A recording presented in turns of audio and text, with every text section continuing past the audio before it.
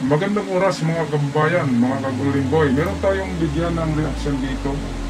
Ito yung tungkol sa pulis na kung saan ay nagkaroon ng problema at nanloob sa mga convenience store na kaya niyang pasukin na mag-isa. Kaya atin bigyan ng reaksyon kung bakit nagawa ng isang pulis na mataas pa naman ito na ranggo. Bakit nagawa niyang gawin itong gawain lamang ng walang mga mudo, walang mga trabaho, walang pinag-aralan, ang manloob sa isang convenience store? Kaya para sa detalyadong balita, narito ang ating mga kaibigan sa Sentro Balita, ating panoorin. Nilinaw ng pambansang pulisya na hindi mistaken identity ang pagkamatay ng hepe ng Investigation and Detection Management Section ng North Caloocan Police dahil sa shootout. Ito'y matapos umanong magnakaw ng naturang pulis sa isang convenience store sa Bulacan. Si Ryan Lesiges sa sentro ng balita. Sa kuha ng CCTV ng convenience store na ito sa Marilao, Bulacan, makikita ang pagpasok ng lalaking ito pasado alas 7 Lunes ng gabi. Nakasuot ito ng face mask, nakasombrero at pulang jacket. Pero imbes na bumili, nilapitan nito ang kahera at sabay nagdeklara ng hold up. Nilimas ng lalaki ang pera mula sa kaha. Maya-maya pa, makikita din na pumasok ang lalaki at ang kahera sa isang kwarto at kinuha ang pera sa loob ng vault. Okay, so itong pulis pala na ito mga kababayan ay palagi niya na itong ginagawa. Modus niya na ito kasi ilang convenience store na ang nilooban na kapariho niya ang itsura ng pumasok. At napag-alaman na napakaraming problema pala ang pulis na ito. Unang problema niya ay nalugi ang kanilang negosyo. Pangalawang problema niya ay marami siyang chika babes, maraming babae at maraming sinusustuntuhan, maraming anak sa labas. Kaya wala sigurong skill na katulad ng mag-sideline, ng marangal na sideline. Kaya ang naisip niya ay gamitan ng ng baril para pirsahang kunin yung mga pinagpagurang pera ng mga negosyante sa convenience store. Kaya para sa ating mga kaibigang pulis dyan, naku, kahit anong problema, yung problema nyo ay wala yan sa kalingkingan ng problema ko noong pagkatapos ng COVID at sinundan kami ng bagyong Odette. Lahat bahay, lahat ng gagamitan ko, lahat sira, tinangay sa baha. Yung kotse ko, bago binaha, sira lahat. Ang dami kong utang. Utang ko halos 1,000,000. Ang sweldo ko naman ang liit-liit lang. Kaya ang nangyari, napakatagal kong nabayaran yun. 5 years kong nabayaran yung 700,000 na utang, mga kababayan. Grabe. Ang sweldo ko ay napakaliit lang, 20,000 lamang. 20,000. Sa YouTube ay maliit lang naman ang revenue ko dito noon. Noon ay, maliit lang revenue ko, pangbayad lang ng kuryente, saka ng internet. Kaya binigyan ko ito ng reaksyon kasi marami kasi akong kakilala na pulis na mayroong asawa na maganda ang trabaho, may mga anak, pero mayroon pang mga binubuhay na chika babe.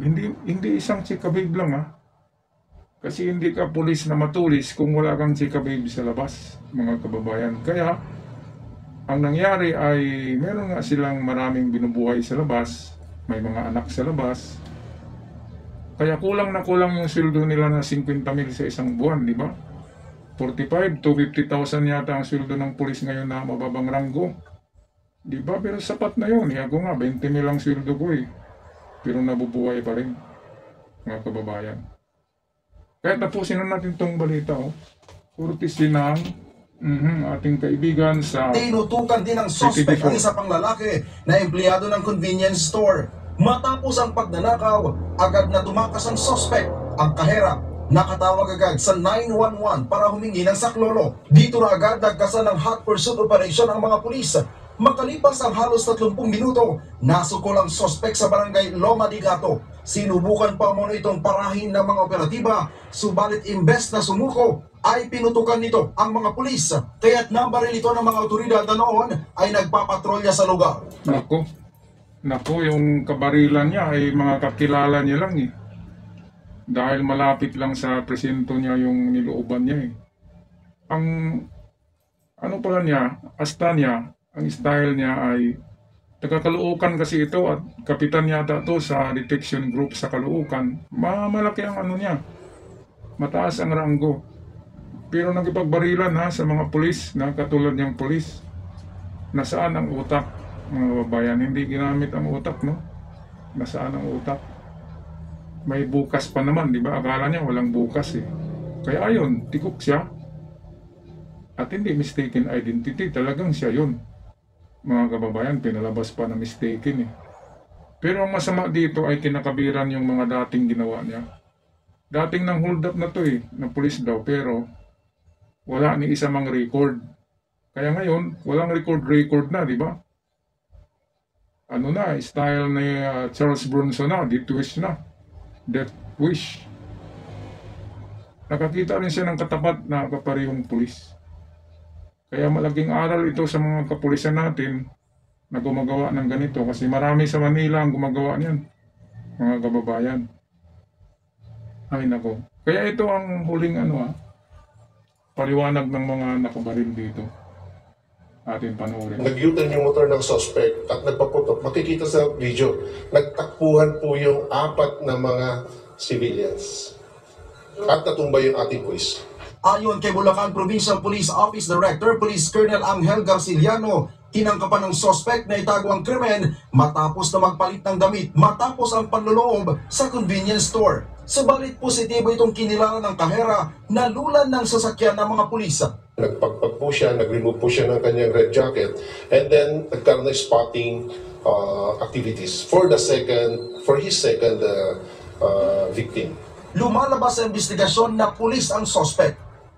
Nakatalaga sa North Caloocan ng pulis bilang hepe ng Investigation and Detection Management Service. Ayan, so diyan nagtapos ang buhay at ang balita. Hepe pala Chief of Detection Group sa Caloocan. Kaya yun, hindi lang pala isang convenient ang pinuntahan niya eh. Galing pala siya sa una, and itong sa pangalawa, dito na siya nasabat. Kaya sa isang araw hindi lang pala isang convenience store ang pinapasok nito. Grabe no? Ginoo, hindi natin na na mismong pulis na imbis siya ay protector ng mamamayan, siya yung manghuli ng mga bank robber, ay siya pang gumagawa ng mga ganyan. Kaya ang dumali sa kanyang buhay ay ang mga totoong pulis. Kaya kudos sa mga totoong pulis na nagresponde. Okay, maraming salamat mga kababayan, mga ka-Golden Boy. At itong video natin ngayon sa studio, experimental lamang ito na paggawa ko ng video. Dahil nga sa hindi na ako nag-edit, dahil sa sinuspended tayo ng YouTube. Wala tayong wala tayong revenue. At baka kung hindi ko raw baguhin yung style ng pag-edit ko, ay isasara nila itong channel natin na The Golden Boy. Kaya ngayon ako nag-experiment ng ganito. Nasa studio. Live tayo ngayon. Studio talaga to. Ito yung studio na pinakamaliit lang tong studio ko na natira ng bagyo. Binagyo kasi tayo. 2 beses tayong binagyo nung nakarang linggo eh. Kaya ito na yung natira sa ating studio. Kawawa tayo mga kababayan. Ako'y magpaalam na. Maraming salamat at huwag kalimutan mag-subscribe sa ating channel. Hanggang sa muli, ingat ang lahat. Paalam.